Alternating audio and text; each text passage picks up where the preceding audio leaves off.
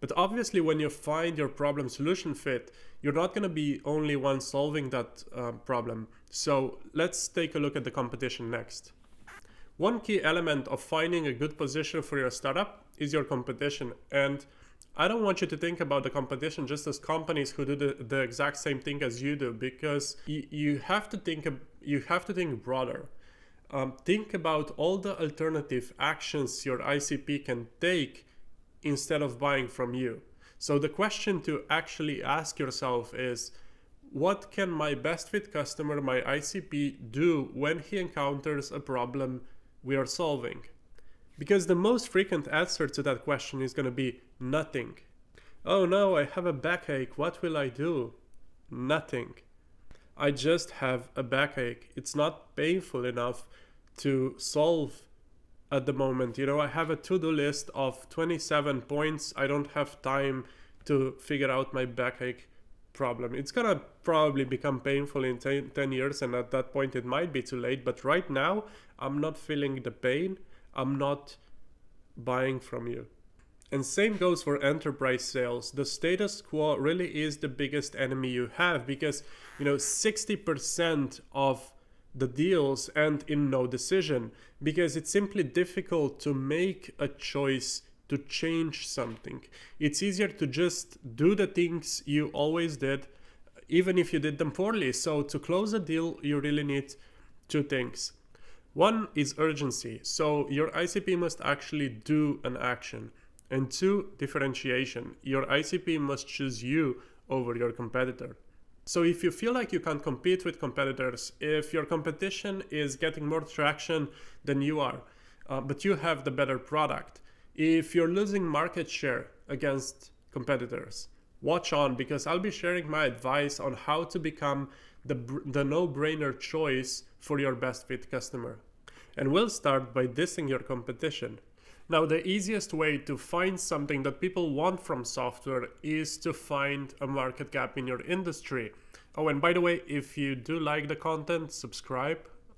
Thank you. So what's a market gap? Market gap is something that competitors didn't think of doing, or are doing really, really poorly.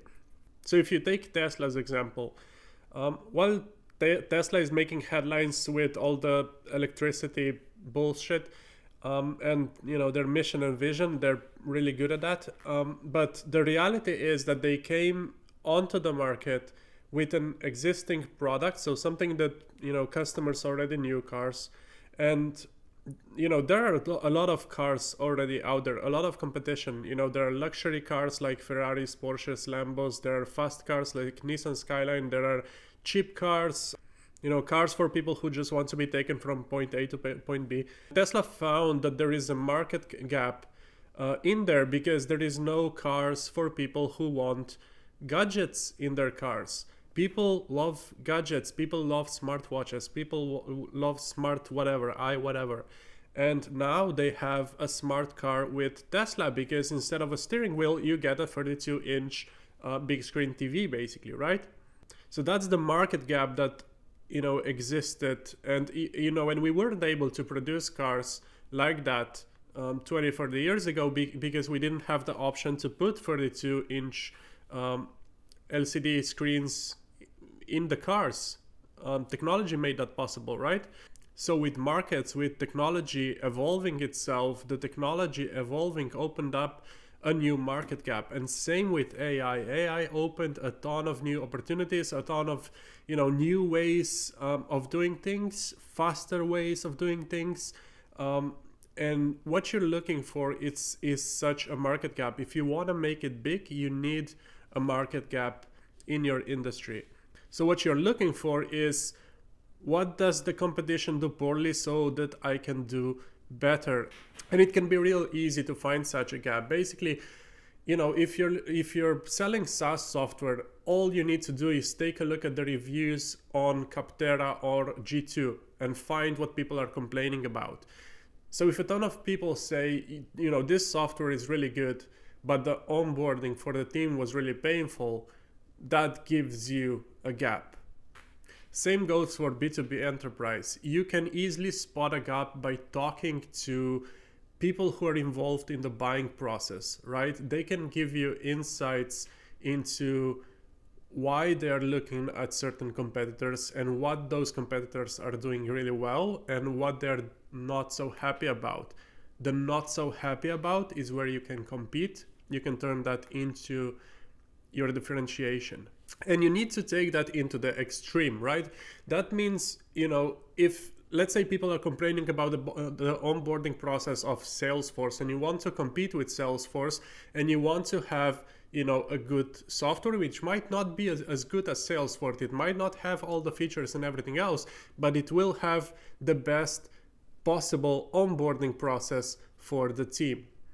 That means that your onboarding process needs to be perfect. You need to do everything in your power to become the best at having a great onboarding experience for the team that's using your software. So you're not competing with Salesforce on all the features and everything else. You just compete where they are worse than you. That's all there is. You need to create a part of the software better than their software. Now, obviously, keep in mind, people actually have to care about that differentiation, right? So people need to care about the onboarding process in that case. Because if people don't care about that, if people are prepared to go through the pain just to get to the good software, you don't have a business, because nobody will be prepared to pay for the onboarding system, right? To have a nice experience with the onboarding.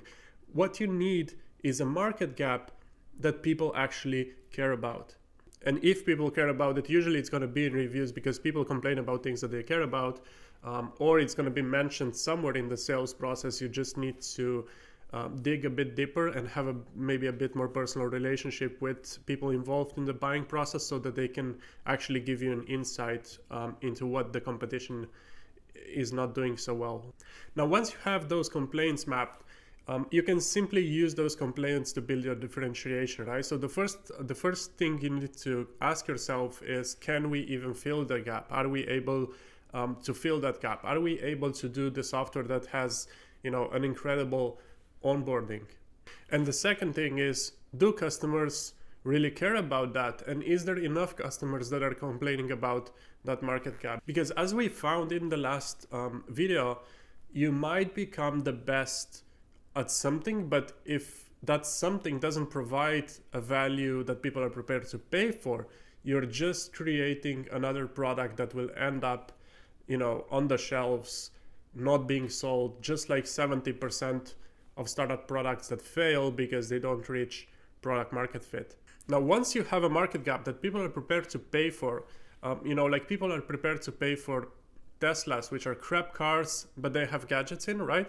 So once you have that market gap, your goal is to become the leader and you need to push all your efforts into, how can I become the best at this? And to do that, you really need to communicate your differentiated values, right? So now we'll take a look at how to actually make that happen, how to communicate those values, that differentiation with your customers.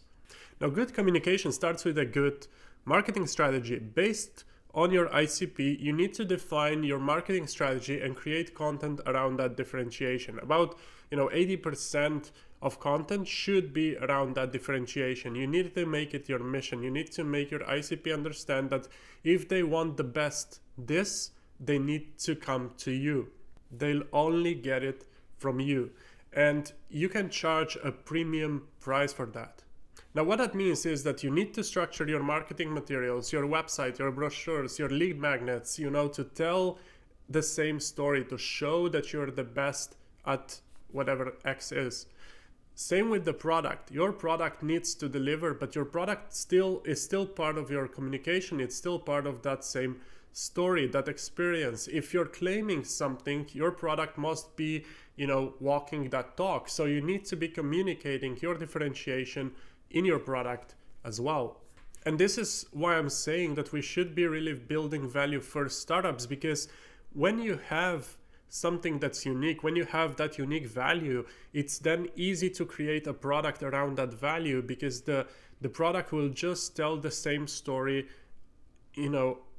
based on that value, and you'll create a much better product for it. Now, one last point, you need to align the team around that strategy. Your team needs to embrace the differentiation strategy. With my clients, usually a month or so into the project, when we come to the first results, when we test the positioning and figure out, okay, so this is how we'll compete, we hold positioning workshops so that we can align the team around that positioning, around that mission. Now, once the team rallies around that strategy, we use that to create an employee engagement plan, basically having employees, share posts on that mission, share their thoughts on, LinkedIn and in articles, in blog posts. And they're happy to do that because they believe in the mission. Now, this helps build their personal profiles, helps with their career advancement, but also it helps with the company page, right? Because the company page is getting more reach due to higher engagement, plus obviously a good reputation, as other people see employees creating content around the topics that they care about and that they're invested in changing. Contact me if you want to do that for your company.